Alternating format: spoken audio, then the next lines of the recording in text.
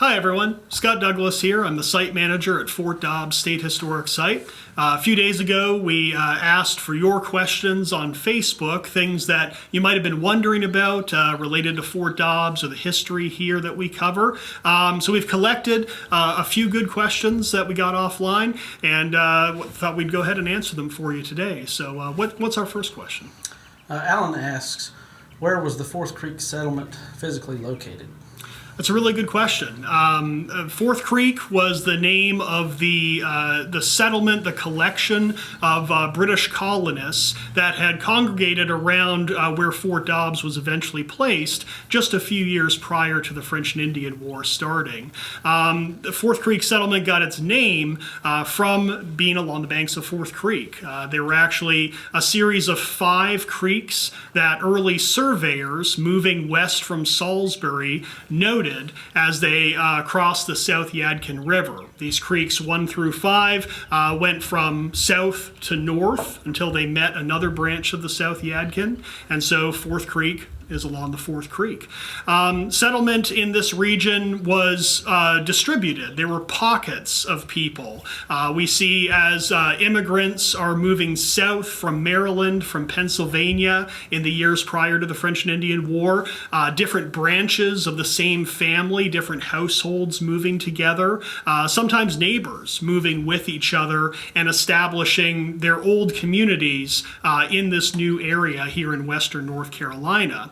And those people congregating together also were looking for good, fertile countryside to establish mostly farms that they were setting up here. And so the multiple creeks in this open landscape in the 1750s were ideal for people to settle in this area. When Fort Dobbs was constructed, it was in part to defend the people who comprised the Fourth Creek settlement. So they're not enough people, they're not close enough together to be in a town yet. The town of Statesville will form in what was the Fourth Creek settlement in 1789. But in the 1750s, it's a collection of about 24 settlers when the fort is constructed. That number, when the war with the Cherokee ends, grows exponentially in the 1760s and 70s. To give you a modern day reference for geography, it's an area about 20 miles across.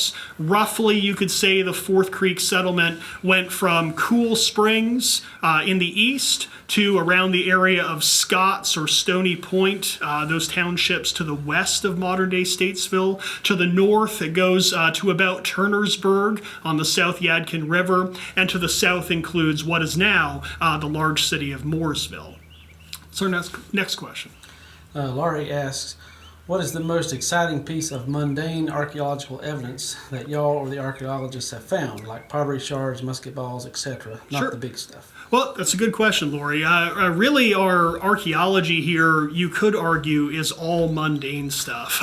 We haven't actually recovered any, complete cannons or anything that major here at Fort Dobbs. But in the course of 50 years of archaeological study at this site, off and on different digs, in the 6,000 plus artifacts that have been recovered, most of what we've found is basically the trash of the soldiers that were living here for 7 years. But it's important stuff, even though it's just bits of bone and broken pottery, lost buttons, things like that. You can learn a lot about people's lives by the items that they discard. Finding musket balls here, they're not that exciting by themselves, but you can look at where musket balls are found, whether they've been fired and impacted anything or not. The different calibers or sizes of bullets all tell us about what type of gun fired that bullet, who might have fired that in that case. Were they shooting at the fort? Were they shooting away from it? Was it a soldier that dropped some of his ammunition? The pottery that we find tells us a lot about the storage and eating habits here. Likewise, animal bones give us a lot of really good information about what the diet of the soldiers here was, how they butchered their animals and preserved their food that was here. So even though a lot of it is not not really any particularly flashy artifact. Each piece is important, and certain items like buckles off of shoes or breeches, something that a human being 260 years ago touched that item, lost it, maybe was upset when they lost it off their clothing, used some pretty foul language back then as we would today. It's a personal connection to the people who were here 260 years ago. What's our next question? Jacob would like to know about enslaved people and their possible connections to the fort. Well, that's a very good question, Jacob. We don't know a lot about enslaved people in western North Carolina in the 1750s. Settlement in this area was pretty new. Most of the immigrants coming here, if they weren't straight off the boat from Ireland or German states, they were maybe second generation from Pennsylvania. They were mostly farmers that were moving here, but not really setting up large scale, almost industrial scale plantations like you would see in the eastern part of North Carolina. Older settlement out there on the coast. You have big plantations dealing in rice, indigo to the south, tobacco, naval stores, commodities that require a large, cheap labor force. That's where you see the bulk of North Carolina's enslaved population. Governor Dobbs actually tried to take a record, tried to account for how many people were in this province pretty early in his governorship here in 1755 and 56. He asked for returns of militia, of taxable white citizens, of taxable slaves, which are enslaved people generally over the age of 12, both men and women that they were including. In 1756, there were about 8,000 taxable enslaved people in North Carolina. In the counties that comprise the western frontier, Rowan County to the north and Anson County to the south, each of those counties, while they had around 1,000 white men of military age, only had about 50 or 60 enslaved African people here. So enslaved people are here. They're part of this landscape in the 1750s, but it's not the large-scale plantation economy that you would see to the east. And really, a lot of those slaves, we think, were held by just a couple of the wealthier landowners in this area. John Frohawk, for instance, who was, after the war, a justice of the peace. He was a militia leader. He operated a sawmill not far from here. We think he had pretty large landownings and would have accounted for a lot of those 50 or so slaves in this county just by himself. So it's something we're looking into more. One direct possible connection with Fort Dobbs is that the commander here, Hugh Waddell, during the war, ends up marrying into the Haynes family, a very wealthy planter family down around the Wilmington region along the Cape Fear River. And by marrying into that family, he becomes the custodian of a large estate. He ends up having the family's plantation. He establishes his own plantation not far from where Cross Creek or modern Fayetteville is. By the time he dies in the 1770s, we haven't been able to pinpoint exactly how many slaves he owns, but in large part because of his marriage into that plantation society, we think it's anywhere from about 50 to 70 enslaved people. That's a good question. What's our next one? Andrew wants to know about pottery and glassware found on the site as well as cooking gear. Sure. Well, pottery is a large proportion of the archaeology here at Fort Dobbs. We've got several hundred sherds of different sizes, and it comes from all over. It's a pretty good representation of pottery that would have been available in the Carolina backcountry in the middle of the 18th century. We've got everything from actual porcelain that was produced in China, made its way to merchants in England, and then over to North Carolina here. We find that in the form of teacups and saucers in particular.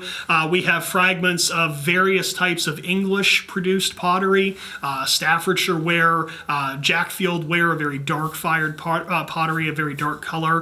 We have redware and earthenware pottery made out of red clays and buff buff paste, some from England, some from potters that were already setting up shop in western North Carolina. The Moravians, who had established the town of Bethabara just a couple years before Fort Dobbs, where modern-day Winston-Salem is, they had a very active potter during the period of this war, and a number of pieces that have been found here have actually been able to be attributed to their potter, Gottfried Aust. Other English-made wares, I've got actually a really good example here, which kind of ties into the neat archaeology objects that Lori brought up.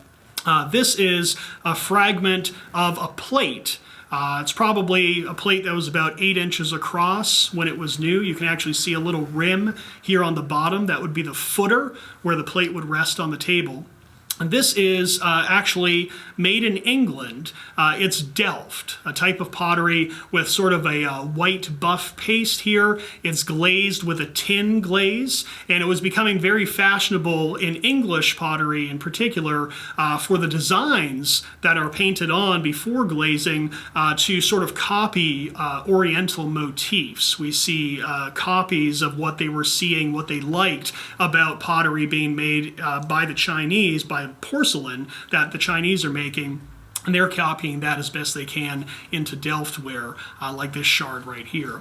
As far as other eating and cooking equipment, we unfortunately haven't found any surviving tinware in our archaeology, as you might expect from tin cups or mess kettles, things of that nature. The ground here is too acidic for tin to survive, but a lot of redware and other types of pottery. We have also recovered a number of fragments of folding knives, pocket knives, that the soldiers, amongst a variety of purposes, also certainly would have used to help eat their food.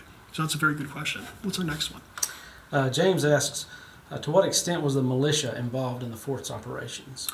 Well, militia is crucial to defending North Carolina's frontier during the French and Indian War. The soldiers who built and garrisoned Fort Dobbs were full-time provincial troops. So unlike the militia, provincials voluntarily enlisted. They were paid a daily wage. They were issued uniforms and military weapons. They were full-time soldiers for a set period of time, typically about a year, give or take.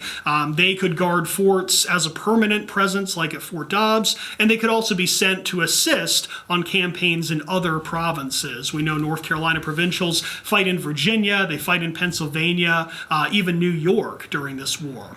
The militia was more for local home defense, and North Carolina's militia law actually required virtually every free man and servant between the ages of 16 and 60 to perform military service. So it wasn't a choice, it was something you were required to do by being a citizen of this colony. And the law, it was updated and changed every few years by the Assembly, but it basically required the men to be able to muster, to show up, to gather when it was time to practice, to drill in military maneuvers, or for active service. They had to supply themselves with a good gun, a certain amount of ammunition in the form of pre-made paper cartridges, and a sidearm in the form of a sword or cutlass of some sort.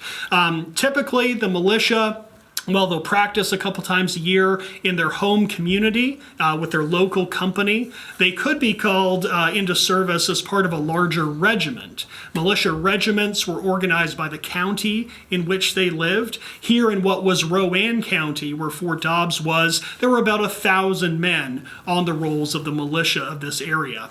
And so, where there aren't enough full-time provincial soldiers to protect the entire frontier, we see during the French and Indian War, in particular at times when Cherokee war parties are active in this area, certain militia companies, or even just some men from those companies, are drafted into service, called out by their local officers, and they usually patrol larger areas of the frontier, maybe on foot, maybe on horseback, for up to a couple weeks at a time. So the 50 men here at Fort Dobbs, these provincials, cannot defend all of North Carolina's frontier by themselves. They are extremely reliant on the local militia to help bolster that defense. What's our next one? And finally, Ashley asks, can we come visit you yet? We wish you could, actually. We with our restricted operations right now, in effect to mitigate the effects of the coronavirus, our grounds at Fort Dobbs, as we filmed this in May, are open from 9 to 5. We have interpretive signage. You can walk around, learn some about the site. Our nature trail, about 3/4 of a mile long, is open for people to use. We ask that you distance from each other appropriately if you're here. But our buildings are closed. The fort that I'm in right now, unfortunately, is closed to tours at the time being. Our visitor center is not open. But as North Carolina collectively moves into different phases of being able to expand our operations to lessen and ease restrictions, that will be reflected here and at our other state historic sites as well. And hopefully, as we go through the summer, we can all see a little bit more of each other. We can get back to doing certain interpretive programming out here at Fort Dobbs. And we miss you guys too, and we hope you can come out here before too long. But I think that's our last question. Thank you to everyone who wrote in. If you have other questions, feel free to send us an email at info@fortdobbs.org, or you can find our Facebook page for Fort Dobbs State Historic Site. Send us a private message. Follow the hashtag AskFortDobbs, and we'll bring you some more answers in the near future. Thanks.